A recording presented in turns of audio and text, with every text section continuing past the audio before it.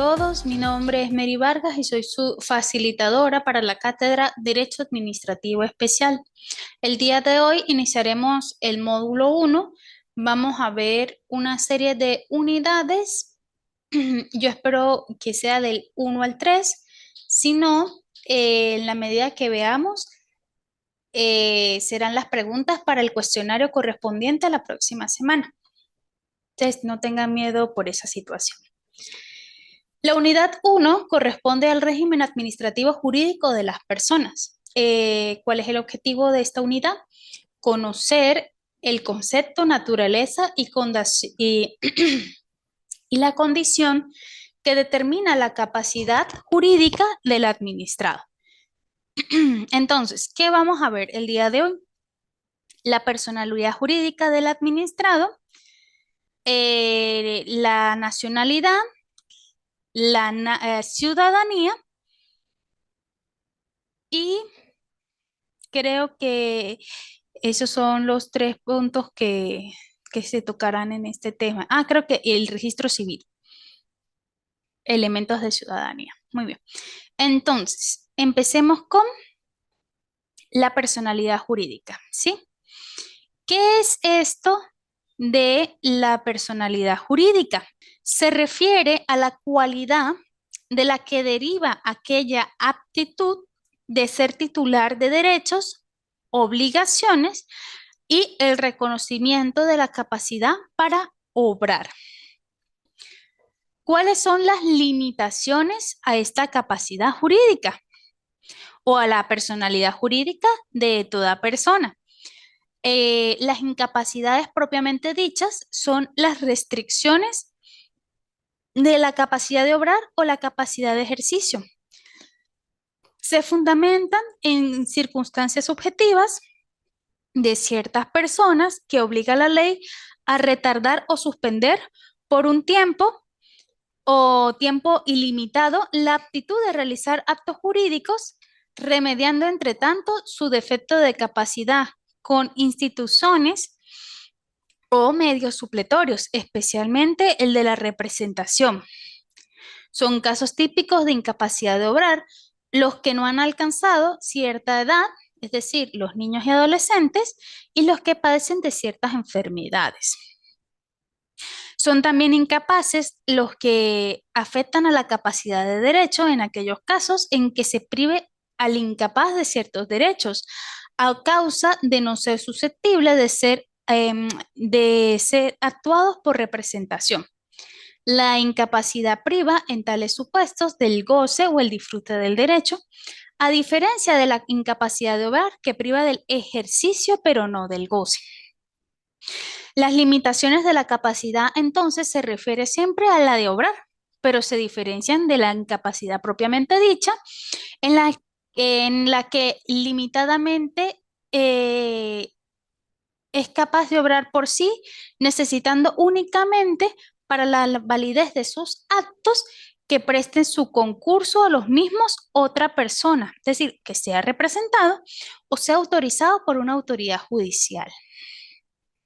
Las limitaciones de la capacidad, entonces, no deben confundirse con una incapacidad o una prohibición impuesta por la ley para realizar determinados actos o negocios jurídicos, aunque a veces se denomina a estas no con gran propiedad incapacidad especiales. Las incapacidades se fundan en circunstancias subjetivas de ciertas personas, mientras que las prohibiciones están fundadas más bien en razones de moralidad.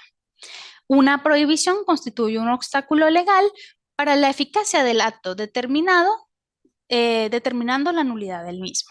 Ahora bien, ¿qué es esto de la ciudadanía? La ciudadanía es el vínculo jurídico y político que une a una persona con el Estado, de acuerdo al artículo 4, numeral 6 de la Ley de Nacionalidad y Ciudadanía. ¿Cuál es su naturaleza? La naturaleza jurídica de la nacionalidad es de gran importancia, ya que afecta al estado civil de las personas y está sujeta al régimen general de las cuestiones de estado civil. Además, es considerada materia de orden público y posee eficacia general, lo que significa que sus efectos son reconocidos frente a todos. O en otras palabras, erga omnes. En muchos países la nacionalidad es un derecho humano fundamental y las leyes internacionales buscan evitar a los apátridas, es decir, personas sin nacionalidad, asegurando que cada individuo tenga una nacionalidad desde su nacimiento. La regulación de la nacionalidad varía dependiendo de un país a otro, pero generalmente se rige por principios del derecho público y es una cuestión que trasciende las consideraciones políticas, conectándose profundamente con una identidad y bienestar del ciudadano. ¿Cuáles son los tipos de nacionalidad? Tenemos la originaria y la derivada, la originaria y la adquirida, perdón, y por convenio. La originaria. Este caso se presenta cuando una persona nace en el territorio de un estado que se rija por el ius soli o derecho del suelo. Como sucede, por ejemplo, con Estados Unidos. Estados Unidos se rige por el ius solis. Todo aquel que nace en Estados Unidos, por consiguiente, es ciudadano americano. Ahora, cuando uno o ambos padres son de nacionalidades de un estado distinto que se rija por el ius sanguinis o el derecho de la sangre, van a poder heredar esa nacionalidad. Supongamos, hay una madre venezolana y un padre italiano. En Venezuela nos regimos por el ius sanguinis y en Italia también se rigen por el ius sanguinis, igual que otro ejemplo sería el argentino y el colombiano. Entonces, el hijo de estas dos personas heredarán automáticamente, o bueno, a través de un proceso, la nacionalidad de sus padres. Entonces, de repente puede suceder que esta madre venezolana, este padre italiano, están viviendo en Estados Unidos, el hijo nace con su nacionalidad estadounidense, pero puede optar para obtener la nacionalidad tanto venezolana como italiana. Ahora bien, en este caso de doble o triple nacionalidad, depende de un hecho fortuito, de haber nacido en un territorio determinado que rige por el ius solis y de nacer de progenitores de nacionalidades que se rigen por el ius sanguinis, que es lo que estamos explicando. La nacionalidad adquirida es aquella que se origina en un acto distinto al del nacimiento, como puede ser el matrimonio o la naturalización. En estos casos, la doble nacionalidad depende de un hecho voluntario que persigue vincular a quien lo exprese con una determinada sociedad, cultura, manera de vivir, valores y demás. Por ejemplo, un venezolano puede adquirir una segunda nacionalidad sin necesidad de renunciar a su nacionalidad como venezolano.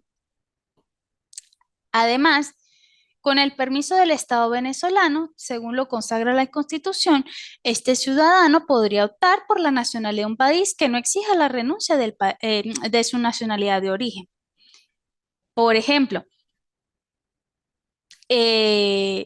María, venezolana, se casa con Pedro, que es de nacionalidad canadiense.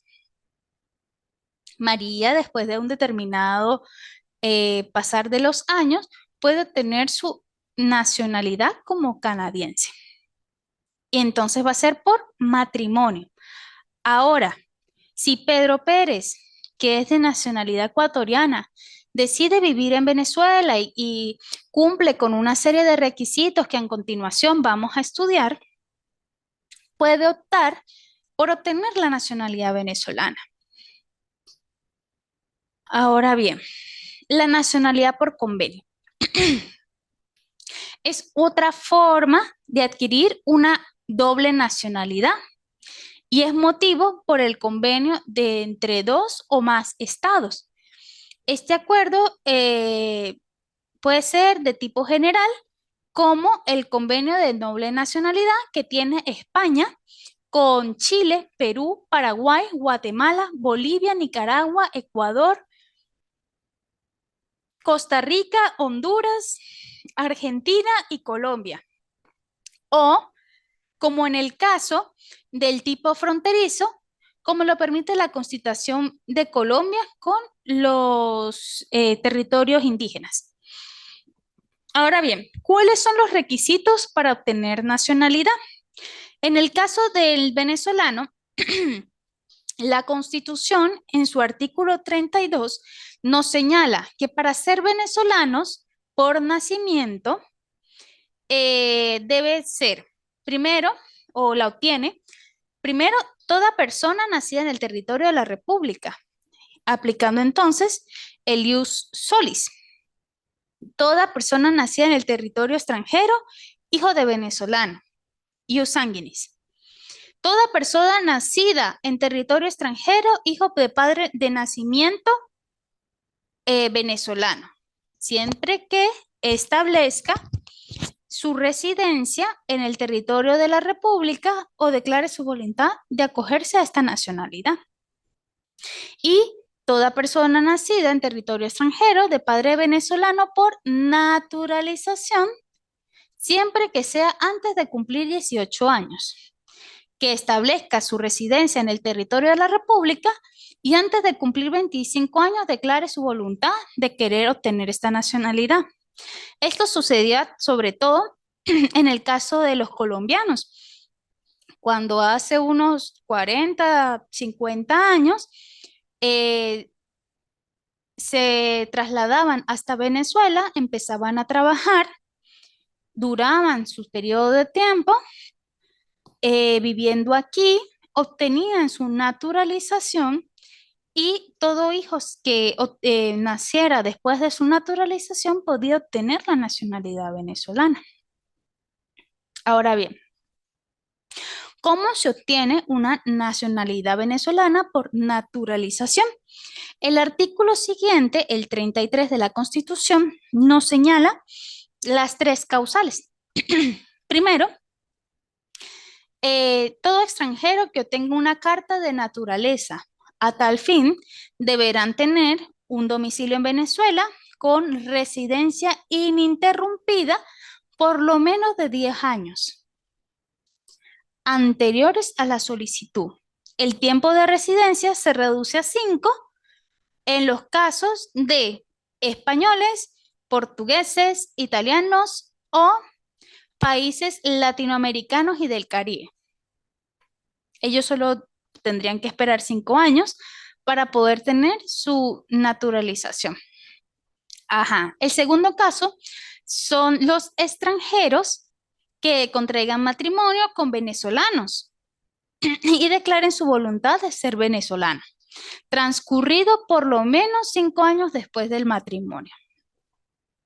El tercer caso son los extranjeros menores de edad que para la fecha de la naturalización de sus padres ejercieran la patria potestad sobre ellos, siempre que declaren su voluntad de ser venezolanos antes de cumplir los 21 años y hayan residido en Venezuela ininterrumpidamente en los últimos 5 años a su declaración. Ahora bien, ¿qué es el conflicto de nacionalidad? Surge este conflicto con la doble nacionalidad, como consecuencia de que un Estado no se pronuncie o no promulgue normativas para evitar el conflicto, como los tratados y convenios que anteriormente mencionábamos, o porque los acepten expresamente, en cuyo caso aparecería como una situación normal y saludable para el desenvolvimiento de las relaciones individuales en la esfera internacional. Pero este conflicto de nacionalidad es porque, por ejemplo, Venezuela acepta la doble nacionalidad. Yo puedo ser venezolana y colombiana, pero resulta que yo me casé con un mexicano y yo quiero tener la nacionalidad mexicana. Entonces es ahí cuando surge un conflicto, porque mi país de origen, mi nacionalidad de origen o las leyes que me rigen a mí como venezolana me prohíben tener más de dos nacionalidades. Entonces es ahí cuando yo debo decidir con qué nacionalidad me voy a quedar. La venezolana, la colombiana, sigo con el trámite de la mexicana. Ustedes pueden renunciar a cualquiera de esas nacionalidades, inclusive a la de origen, y esas mismas pueden recuperarse con el trámite correspondiente. Pero para que entiendan más o menos cómo es esto del conflicto. El punto 3, la ciudadanía. ¿Qué es la ciudadanía? El artículo 4, numeral 4 de la Ley de Nacionalidad y Ciudadanía nos dicen que es aquella condición jurídica obtenida por la nacionalidad, la cual permite el goce y el ejercicio de derechos y deberes políticos previstos por la Constitución y las demás leyes de la República. Esto se complementa con el artículo 50 de la misma normativa, el cual nos dice que son ciudadanos los venezolanos que no estén sujetos a inhabilitación política ni a interdicción civil y que cumplan con aquellas condiciones de edad previstas en la Constitución y las leyes. ¿A qué se refiere con esto último de la condición de edad? Está hablando de ser mayor de edad. ¿Por qué?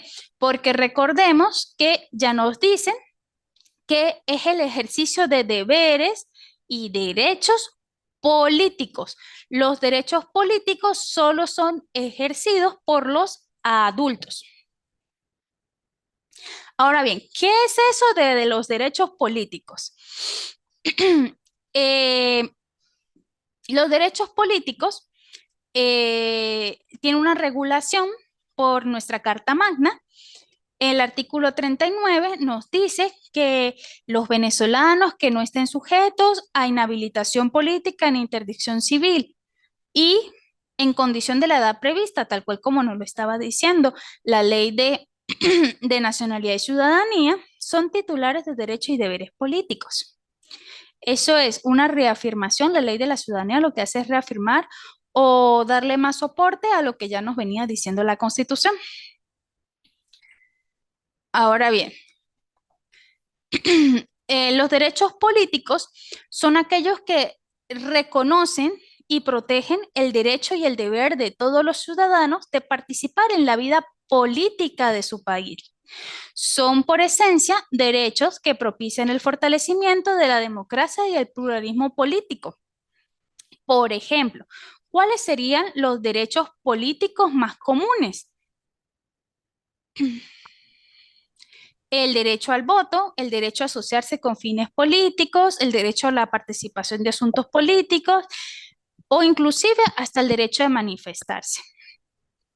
Ahora bien, ¿qué también nos aclara el artículo 40 de la Constitución? Que los derechos políticos son privativos, es decir, ¿qué significa esto de privativo?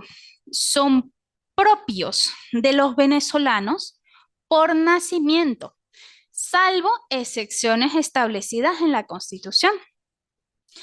Asimismo, posteriormente aclara el artículo que gozan de los mismos derechos de los venezolanos por nacimiento, los naturalizados que hubiesen ingresado al país antes de cumplir los 7 años de edad y que haya residido en él permanentemente hasta alcanzar su mayoría de edad, 18 años.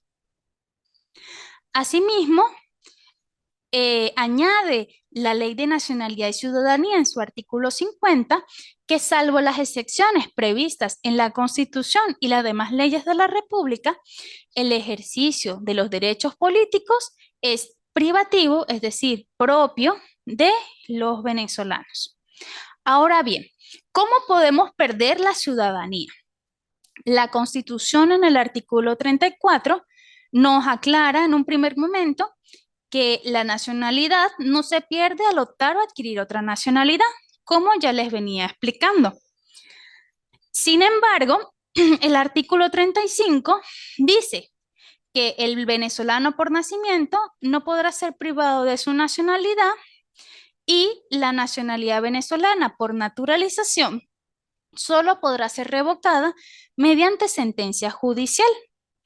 Ahora bien, la Ley de Nacionalidad y Ciudadanía amplía esto con su artículo 44, cuando dice que los venezolanos por naturalización pueden perder su nacionalidad venezolana por renuncia o revocatoria judicial. Entonces, ellos aquí ya empiezan a ampliar un poco más lo que establece la Constitución.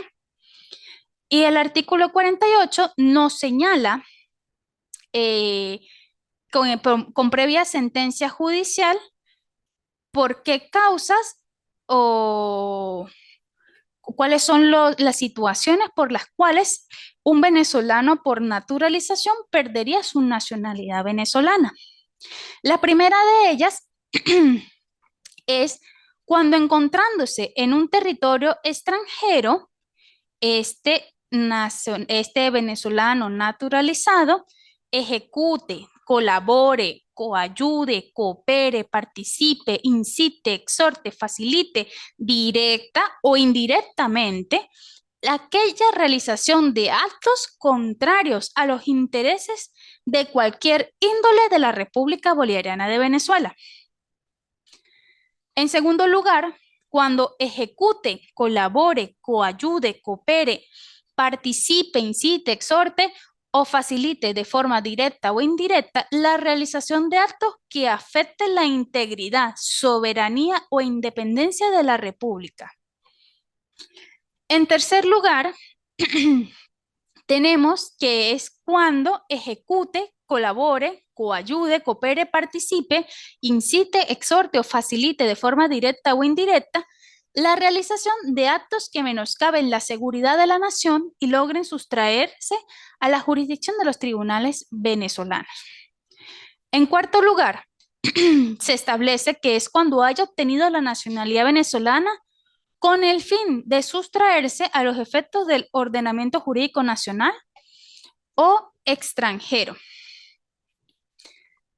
En quinto, cuando ejecute, colabore, coayude, coopere, participe, facilite, exhorte directa o indirectamente la realización de actos que menosprecien o sometan al escarnio público a las instituciones o autoridades públicas y logren sustraerse a la jurisdicción de los tribunales venezolanos.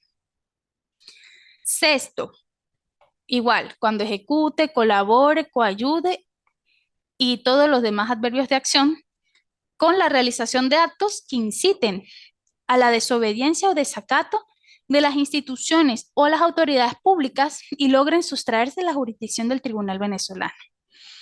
En séptimo, cuando ejecute, colabore y coayude la realización de actos que inciten a la desobediencia o desacato de la Constitución o cualquier normativa emanada por autoridades públicas y logren sustraerse de la jurisdicción de los tribunales. Finalmente, la octava causal es cuando hayan adquirido la nacionalidad venezolana en fraude a la ley, que en estos casos de repente sería que no cumplió con los requisitos establecidos en el artículo 33 de la Constitución.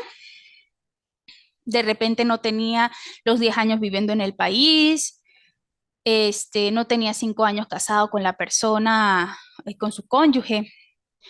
Un sinfín de situaciones que se podrían presentar. Ahora bien, el artículo 36 de la Constitución señala que aquella persona que renuncia a la nacionalidad venezolana por nacimiento puede recuperarla si se domicilia en el territorio de la República por un lapso no menor a 2 años, además de que debe manifestar de forma expresa su voluntad de volverse venezolano. Ahora, en el caso de los venezolanos naturalizados, una vez que renuncien a su nacionalidad venezolana, solo podrán recuperarla otra vez cumpliendo con los requisitos establecidos en el artículo 33 de la Constitución. Esto es reforzado con la Ley de la Nacionalidad y Ciudadanía, con los artículos 3 y 45, los cuales señalan que la nacionalidad venezolana por nacimiento solo se pierde por renuncia expresa, la cual solo será válida cuando la persona interesada haya obtenido otra nacionalidad, por el tema que ya veníamos hablando, de que se está evitando de que aquellas personas que queden apátridas, sin nacionalidad. Eso es lo que quieren evitar todos los estados. Por su parte, el artículo 45 nos señala que la renuncia solo será válida cuando la persona interesada opte, aspire, obtenga o ya haya obtenido otra nacionalidad. Volvemos al ejemplo de que yo tengo la nacionalidad venezolana y colombiana y me caso con el mexicano. Decidí que lo mejor para mí en ese momento era renunciar a mi nacionalidad venezolana debido al conflicto de nacionalidad que se había presentado y me quedé solo con la colombiana y la mexicana. Pero resulta que mi esposo y yo no nos llevamos bien y nos divorciamos y decidí regresarme para Venezuela. Y yo, como no quería saber más nada de él, quise renunciar a su nacionalidad. Entonces, tengo que esperar 2 años, quedo como colombiana y después puedo volver a obtener mi nacionalidad de venezolana. Ajá. El artículo 42 de la Constitución nos aclara que aquel que pierde o renuncia a una nacionalidad pierde su ciudadanía. Y debemos recordar que el ejercicio de la ciudadanía de alguno está vinculado directamente con el ejercicio de los derechos políticos. Por lo tanto, solo puede ser suspendidos por sentencia judicial firme. El artículo 56 se relaciona con este 42 de la Constitución, el 56 de la Ley de Nacionalidad y Ciudadanía, cuando dice que quien pierde la nacionalidad por las causas previstas en la ley pierde la ciudadanía, ratificando lo que ya venía diciendo la Carta Magna. El ejercicio de ella o de alguno de los derechos políticos solo puede suspenderse por sentencia judicial firme. Ahora bien, sobre esta suspensión de la ciudadanía, ¿qué nos dice el artículo 52 de la Ley de Nacionalidad y Ciudadanía? Son causales de suspensión del ejercicio de la ciudadanía la inhabilitación política, la interdicción civil, la aceptación de funciones políticas u honores de otro estado o la prestación de servicios militares a otro país, sin previa autorización de la Asamblea Nacional, la ofensa a los símbolos patrios y las demás que establezca la Constitución y las leyes. Finalmente, para culminar esa primera unidad, tenemos el registro civil, elementos de identificación ciudadana. El artículo 4 del decreto con rango, valor y fuerza de ley de reforma de ley orgánica de identificación nos indica que son elementos básicos de identificación de todo ciudadano, sus nombres, apellido, sexo, fecha de nacimiento, lugar de nacimiento, huellas dactilares y cualquier otro medio de identificación. ¿Cuál sería otro medio de identificación de un ciudadano? Está en el caso, por ejemplo, de las cédulas de identidades que emite Colombia, donde dice la persona tiene ojos marrones, mide 1,60 y tiene el cabello negro. Bueno, así era como lo decían antes las cédulas aquí en los años 1940. Los colombianos mantienen es la estatura. Entonces, por ejemplo, Pedro Pérez nació el 25 de junio de 1980 y mide 1,90. Entonces, esa estatura es lo que es un medio de identificación de Pedro Pérez, de manera tal que si otra persona tiene la cédula de identidad de Pedro Pérez y mide 1,50, pues cualquier autoridad civil o militar se daría cuenta perfectamente de que es una cédula robada, extraviada o es fraudulenta. Ahora bien, ¿qué documentos probarían la nacionalidad de una persona? el artículo 11 de la Ley de Nacionalidad y Ciudadanía nos dice que son la partida de nacimiento, la cédula de identidad, la carta de naturaleza, es decir, el acto administrativo que dicta el órgano competente para darle la naturalización a ese extranjero, el cual consiste en una publicación en Gaceta Oficial de la República Bolivariana de Venezuela. Asimismo, es el pasaporte y cualquier otro documento que a juicio del órgano competente en materia de nacionalidad y ciudadanía demuestren la nacionalidad venezolana. Muy bien. Vamos entonces a iniciar la unidad 2, Derechos Fundamentales del Administrado. ¿Cuál es el objetivo de esta unidad? Conocer los derechos y deberes de los administrados establecidos en la Constitución y los procedimientos especiales para el ejercicio de estos derechos. Esta unidad tiene 2 puntos a tratar: el tema de la salud y el de la educación. Vamos a empezar con el fundamento constitucional del régimen jurídico administrativo en el área de la salud. Tenemos el artículo 83 de la Constitución, el cual dice: la salud es un derecho social fundamental, obligación del Estado, que lo garantiza como parte del derecho a la vida.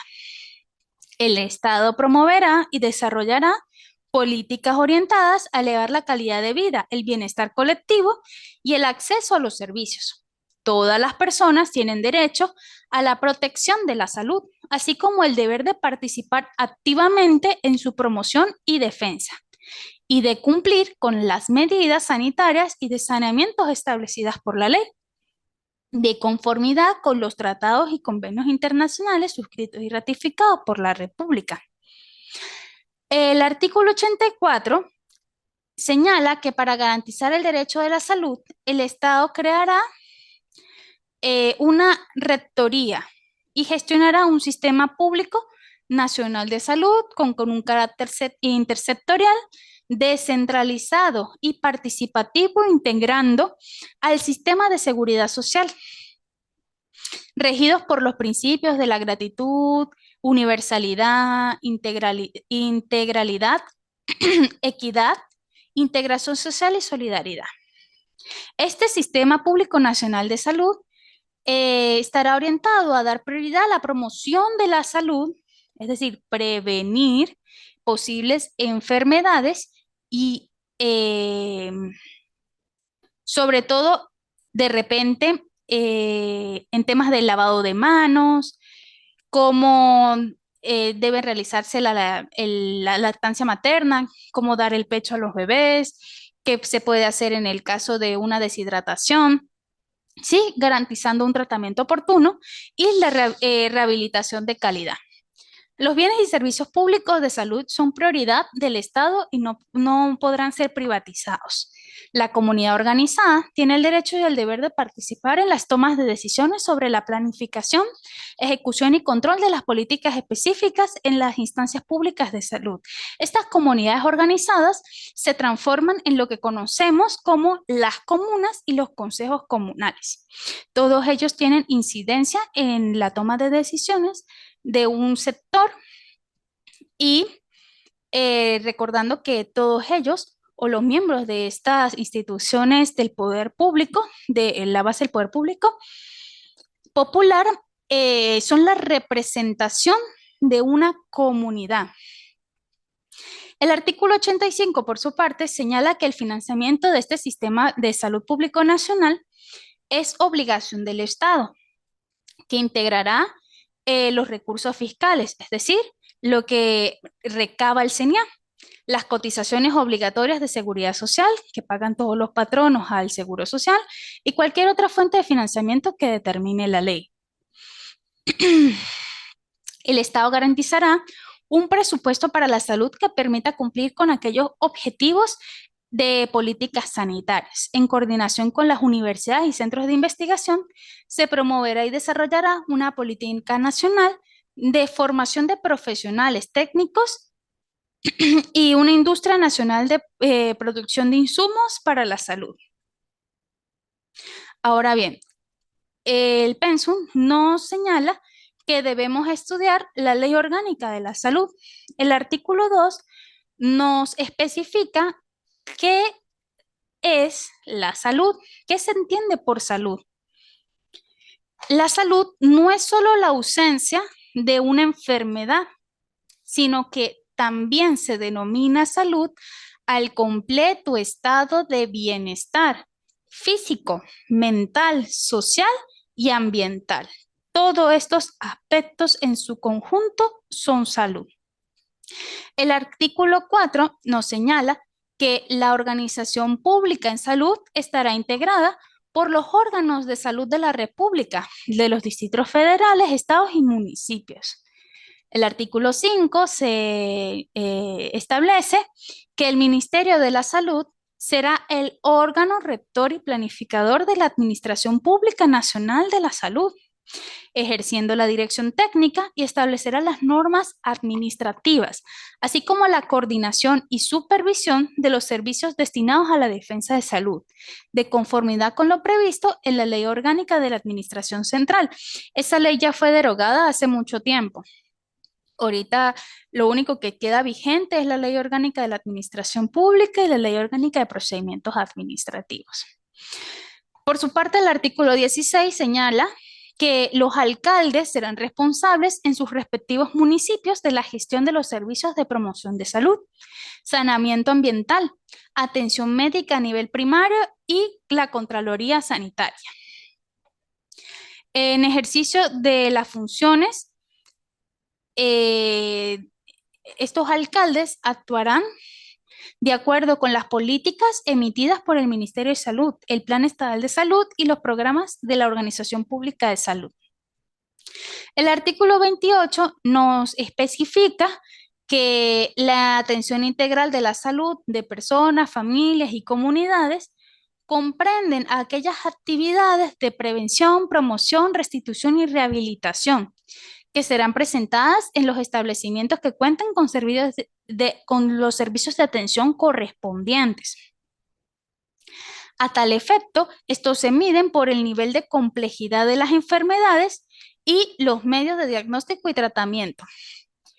Ahora bien, ¿cuáles serían estos niveles de atención médica? El artículo 29, 30 y 31 nos lo va a aclarar. El 29 señala que el primer nivel de atención médica estará a cargo del personal de ciencias de la salud y se presentará con una dotación básica. Dicho nivel cumplirá con acciones de promoción, protección, prevención, diagnóstico y tratamiento en forma ambulatoria, sin distinción de edad, acceso o motivo de la consulta.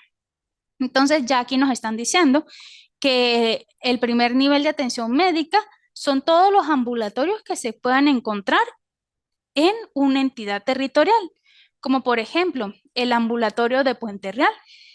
Ese sería un centro médico de atención primaria o de primer nivel. El artículo 30 por su parte señala que el segundo nivel o atención médica secundaria cumple las acciones de promoción, protección, prevención, diagnóstico y tratamiento de forma ambulatoria de afecciones discriminadas por edad, sexo y motivo de consulta que requieren médicos especializados y equipos operados por personal técnico en diferentes disciplinas.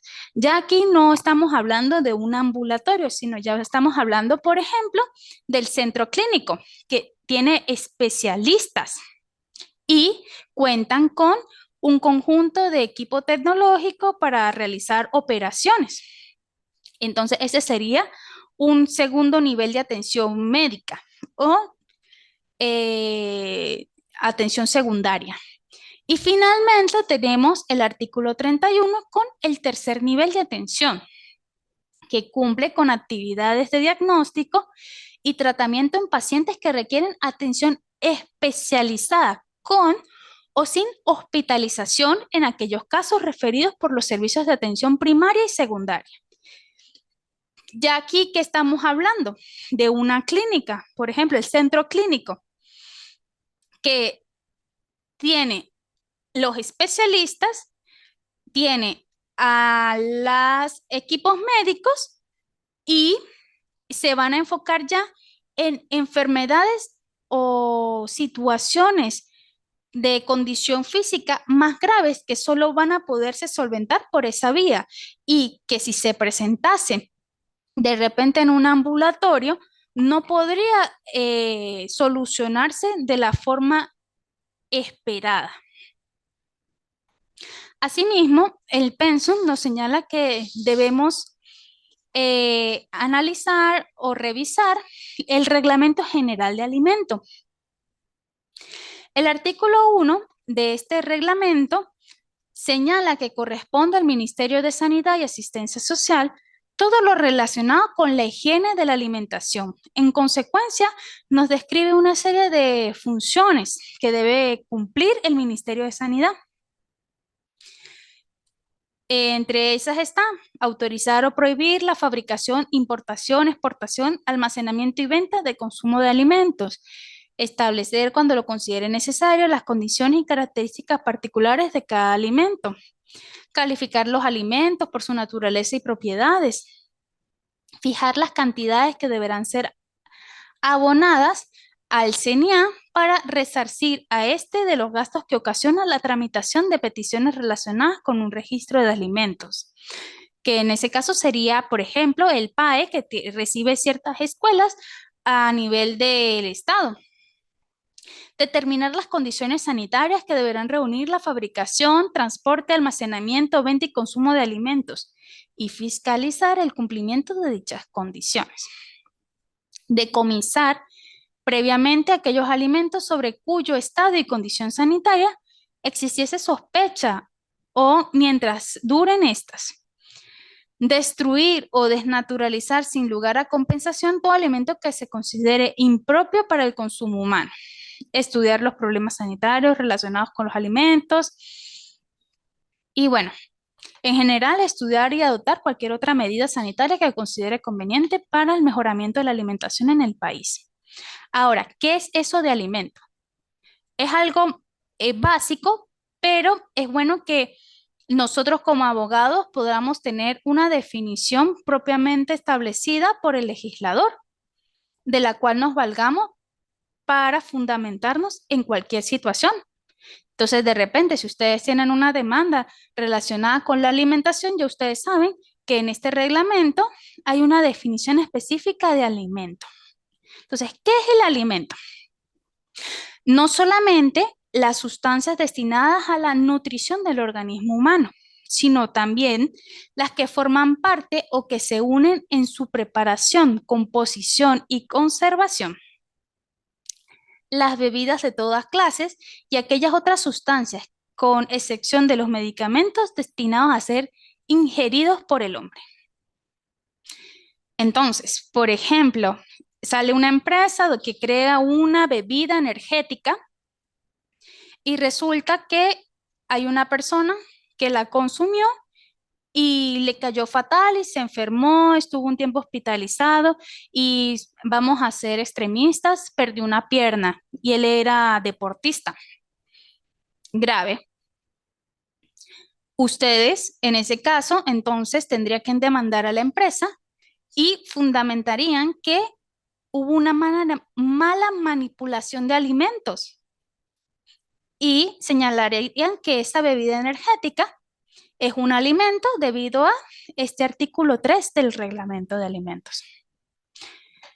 Este reglamento es variado, tiene un sinfín de normativas que estoy segura de que les van a llamar la atención y que será útil en algún momento. Todas las leyes que se crean deben ser revisadas por ustedes, porque ustedes no saben en qué momento vayan a poder utilizarlo. Ahora bien, vamos a pasar al tema de la educación y la cultura. De acuerdo, lo primero será el fundamento constitucional. Esto es del artículo 102 al 104 al 105 de la Constitución. Y el artículo 102 señala que la educación es un derecho humano y un deber social fundamental. Es democrático, gratuito y obligatorio. El Estado la asumirá como función indeclinable y de máximo interés en todos sus niveles y modalidades. Y como instrumento del conocimiento científico, humanístico y tecnológico al servicio de la sociedad. La educación es un servicio público y está fundamentada en el respeto a los derechos de las corrientes de los pensamientos con la finalidad de desarrollar el potencial creativo de cada ser humano y el pleno ejercicio de su personalidad en una sociedad democrática basada en los valores éticos del trabajo y la participación activa, consciente y solidaria en los procesos transformadores sociales, con los valores de la identidad nacional, con una visión latinoamericana y universal. El Estado, con la participación de la familia y la sociedad, promoverá el proceso de educación ciudadana de acuerdo con los principios contenidos en la Constitución. El artículo 103 señala que toda persona tiene derecho a una educación integral, de calidad, permanente, en igualdad de condiciones y oportunidades, sin más limitaciones que las derivadas en sus aptitudes, vocación y aspiración. La educación es obligatoria en todos sus niveles, desde el maternal hasta el diversificado, es decir, bachillerato. Todos los niños deben estudiar desde preescolar hasta bachillerato. ¿Qué quiere decir esto? Si existen niños en las calles que no están estudiando, sus padres son propensos a ser responsables, tener alguna denuncia a nivel de organismos públicos y se le retirará al niño para que éste continúe con su educación. Muy bien, dice así. La impartida en las instituciones del Estado es gratuita hasta el pregrado universitario. De allí que existan universidades públicas. Entonces, una universidad pública no puede cobrar en exceso porque estaría violando esta parte del artículo 103 de la Constitución, que es lo que sucedió hace muchos años con la UNED, que la UNED empezó a cobrar de forma exorbitante. Hubo una demanda porque es una universidad que se enfoca en pregrado, a pesar de que tenga un área de posgrado, y ese estudiante ganó la demanda que empezó contra la UNED y fue cuando la UNED tuvo sus paros porque los profesores pues obviamente no se pudieron mantener con el sueldo que les pagaba el Estado y cerraron por un tiempo, volvieron a abrir y actualmente va funcionando. Pero la idea es que se queden con eso. Las universidades públicas solo pueden cobrar lo mínimo indispensable porque el Estado le proporciona de un sueldo. Muy bien. A ver, continuamos con el artículo. A tal fin, el Estado realizará una inversión prioritaria de conformidad con las recomendaciones de la Organización de las Naciones Unidas.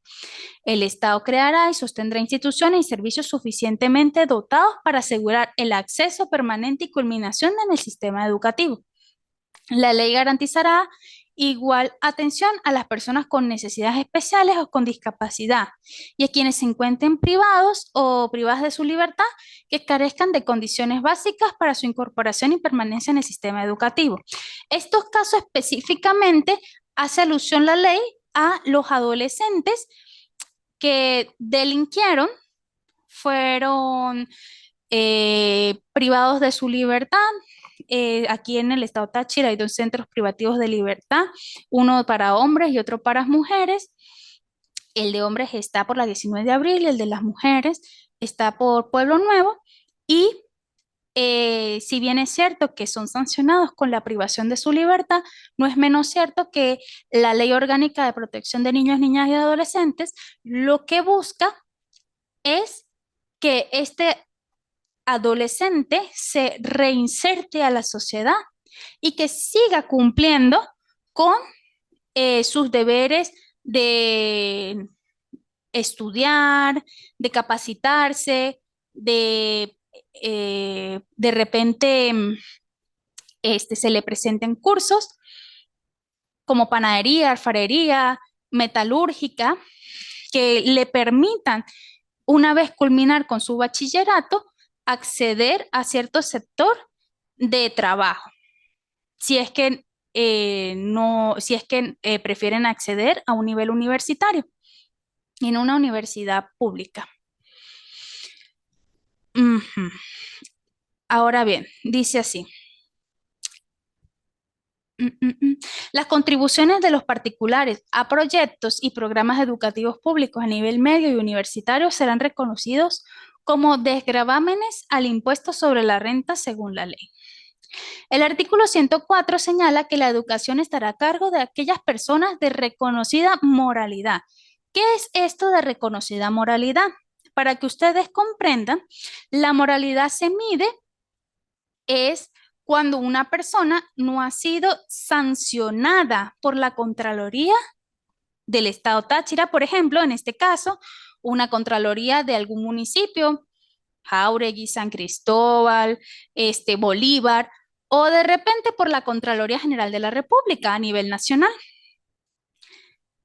¿En qué sentido no ha sido sancionada? No se le ha declarado una responsabilidad administrativa y por lo tanto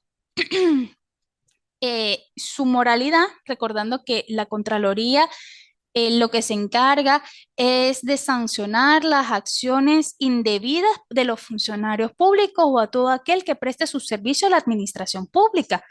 Con las últimas actualizaciones de la ley se ha abierto el compás de quienes son tratados como funcionarios públicos o servidores públicos.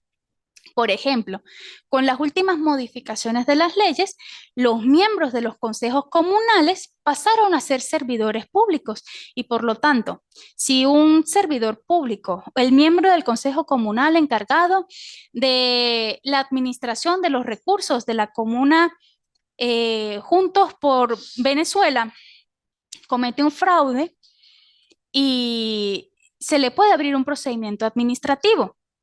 Y esto perjudicaría a esta persona. ¿Por qué? Porque su moralidad se vería tachada en los siguientes 5 años. Ahora, si es demasiado grave, incluso podría superar los 5 años reglamentarios por la ley, pues el Contralor General de la República puede aplicarle una sanción accesoria. Por ejemplo, prohibirle ejercer función pública en los siguientes 10 años, que es lo que se escuchó de repente con María Corina, que fue inhabilitada para el ejercicio de la función pública.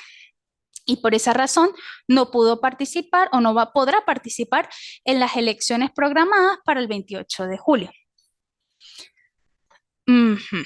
Entonces, estas personas que están encargadas de la educación deben ser personas de reconocida moralidad, es decir, sin sanciones administrativas por parte de la Contraloría y de comprobada idoneidad académica.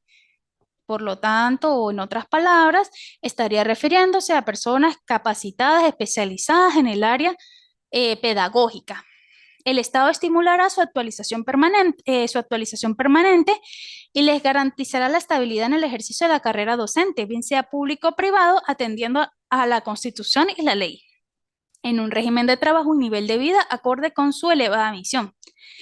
El ingreso, promoción y permanencia en el sistema educativo serán establecidos por la ley y no responderá a criterios de evaluación de méritos, sin injerencia partidista u otra naturaleza no académica.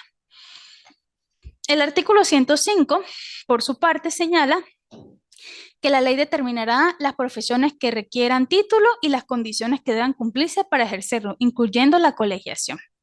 Ahora bien, ¿cómo se estructura el sistema educativo de conformidad a la Ley Orgánica de Educación? Nos señala en su artículo 25 que el subsistema de educación básica se encuentra integrado por los niveles de educación inicial, educación primaria y educación media. El nivel de educación inicial comprende las etapas de maternal a preescolar, destinado a la educación de niños de 0 a 5 años, 5 o 6 años.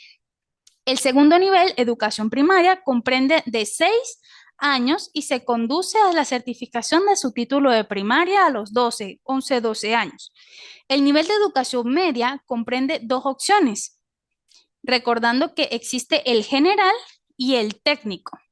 El general con una duración de 5 años, de primero a quinto año, y la educación media técnica con una duración de 6 años, de primero a sexto año. Ambas opciones conducen a la obtención de un título correspondiente. La duración, requisitos y certificados, títulos de cada nivel de subsistema de educación básica estarán definidos por una ley especial. Asimismo, aclara la normativa que el subsistema de educación universitario comprende los niveles de pregrado y posgrado universitario. La duración, requisitos, certificaciones y títulos de igual forma tienen su propia ley. Ustedes sabrán que ustedes, por ejemplo, se rigen por la ley de universidades.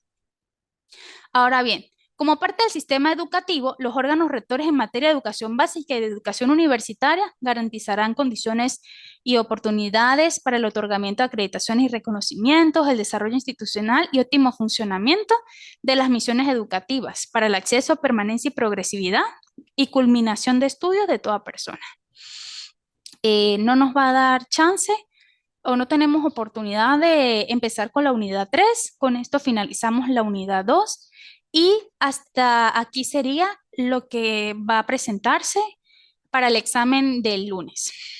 El cuestionario será solamente de la unidad 1 y 2, la unidad 2 sobre el tema de la salud y la educación y la unidad 1 con la personalidad jurídica, la nacionalidad y la ciudadanía. Espero que hayan podido comprender todo lo relacionado con estas dos unidades. Ante cualquier duda o inquietud, no duden en comunicarse conmigo a través de la mensajería